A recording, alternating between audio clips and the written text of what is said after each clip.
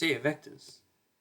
Now, vectors is a new syllabus topic, so just be careful about that. And as you guys would have already known, the syllabus for Mathematics Extension 1 was changed in 2020. This is actually a question from the 2020 HSC paper, multiple choice question, question 6, which used the vectors topic. So yeah, what does that mean for you guys? Well, that means that you guys are the fourth cohort to do it for the HSC. And so you guys only have 3 official HSC past papers at your disposal, which covers this topic. But you guys also do have access to a range of resources for practice for vectors, including textbooks, trial papers, and sample papers which NESA has released. Highly recommend using them. You can probably find most of these, like the trial papers and sample papers, on the internet. Textbook questions as well. Some students, for some reason, tend to avoid textbook questions. Now, I don't recommend doing every single textbook question because, like, even the easy ones, but go through and find what the ones that you think would be challenging, and do those ones because those are also extremely useful resources. So yeah, use as many resources as you can because in terms of past HSC papers, you only have 3 which cover this specific topic. So, physics students may find concepts of this topic easier to grasp, mainly because vectors is used a lot in physics. And I believe in preliminary physics, you would have started off looking at some vectors and sort of looking at magnitude and direction and all that sort of stuff. That's because the whole vectors concept is extremely useful in physics and is very commonly applied to like pretty much almost everywhere in physics. So yeah, vectors. If you guys have done physics, it may be a bit easier to grasp when it comes to this topic in Mathematics Extension 1. Mathematics Extension 2 students who have covered the complex numbers topic may also find this particular topic easier because complex numbers is sort of an application of vectors with some extra stuff added, but vectors in itself is much more broad. So yeah. But for those of you who don't study these subjects, don't worry. As long as you approach it with an open mind and are willing to put in the time and effort, you too can succeed. So yeah. And again, vectors in itself isn't too complicated of a topic. It's particularly in this form where we're dealing with 2 dimensions and we're dealing with sort of very concrete examples. It's very much not a difficult topic. It's just something that you need to practice, get used to the notation, get used to sort of the ways of manipulating it, and then start applying it to different situations. So today we'll be covering the foundational material for the vectors topic, like I said, and harder concepts in the syllabus such as dot products and vector projections will be saved for another time. So yeah, those topics, again, use the same concepts that we're going to talk about today, but we'll be going through them maybe at a later time, or you guys will cover them at school. So it's okay to be confused, especially if you are learning these ideas for the very first time. Don't be afraid to ask any questions at any time. That's why the slider is there. Feel free to ask any questions and I'll try my best to get back to answering you as quick as possible. It's okay to be confused in the sense that if you guys are seeing this topic for the very first time, this is meant to be sort of more of a crash course sort of style of things, rather than a complete, something that you guys would have done over maybe 3-4 weeks is not something that we can do in 2 hours, completely condensed, completely exhaustive. But if you guys see it here, have a think about it, maybe do some practice, and then you guys see it again at school and then do more practice, it's going to be so much easier, so much more clear, and you guys can deal with more complex situations or complex setups. So yeah. Okay. So let's start with defining a vector. What exactly is a vector? Well, a vector is a quantity that has both a magnitude and a direction. Now, this is in contrast to a scalar, which is a quantity that only has magnitude. Now, these are best expressed with examples. I think it's good to define these 2 words as well, magnitude and direction. Magnitude talks about how big something is. So if we were talking about, so a very common example would be velocity.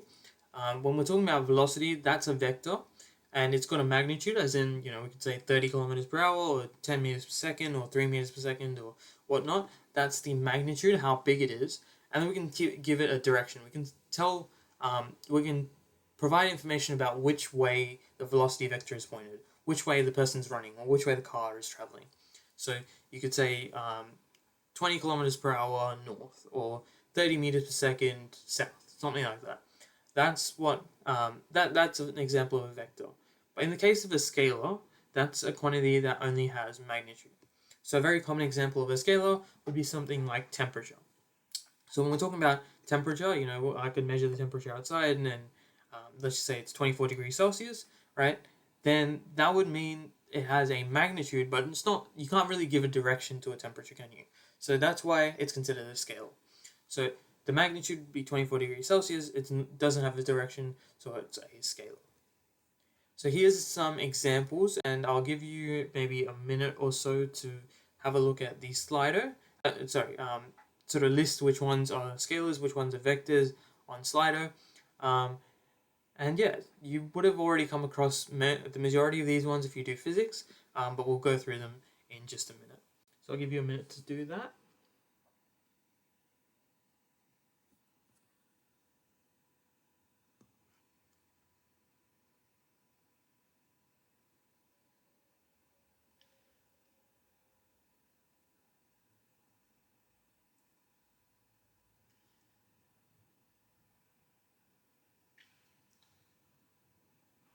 And just for the interest of time, maybe a minute seems a bit long. Maybe we'll chop it down to maybe another 10 seconds.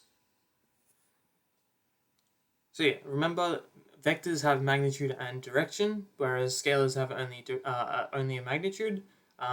And you sort of have to be careful with some of these terminology. We're talking about sort of a physics definition of these concepts rather than sort of day-to-day explanation. So just be careful about that, and I'll just talk about exactly what I mean in a second. Okay, I think we can go through the answers. Firstly, yeah, distance is a scalar. So when we're talking about distance between 2 points or distance between 2 points on a map or something, we could say 15 kilometers. When we talk about the word distance, we don't really say, we don't really talk about the direction, especially when we're talking about it in a physics context or a physics-based definition. But when we talk about the displacement of an object, we can talk about how far it's gone. Sorry, how far it's gone. So 15 kilometers, and we also give it a direction. So maybe 15 kilometers north. So yeah, there's a difference between distance and displacement, especially when we're talking about a physics sort of perspective. So just be careful with that. Again, for something very similar for speed and velocity, speed is a scalar. So yeah, again, you could say 22 kilometers per hour, but velocity is a vector because it's also got to be associated with a direction. So you can say 22 kilometers per hour east. So it's speed, but with a direction, in a simplified sense. Technically, there are more differences to it, but in a simplified sense, I guess you could think of it as speed with a direction. But yeah, make sure you're careful about talking about speed as a scalar and velocity as a vector. Temperature is an example that we talked about before. It is a scalar because it has no direction. You can't really associate a direction to temperature. Mass is a scalar, but weight is a vector. Now, that may seem a bit confusing if you guys don't do physics, but weight talks about the force of gravity on an object, right? Whereas mass is a measure of how much, I guess, stuff there is. So that's mass is what you measure in kilograms. Weight is what you measure in newtons. But because weight is a force, technically, the force vector also has a direction. So forces are always vectors, and so it also has a direction, whereas mass is just a scalar. So you could say 10 kilograms would be the mass, the weight would be about 100 newtons downwards or towards the center of the earth, because that's the direction of gravitational force.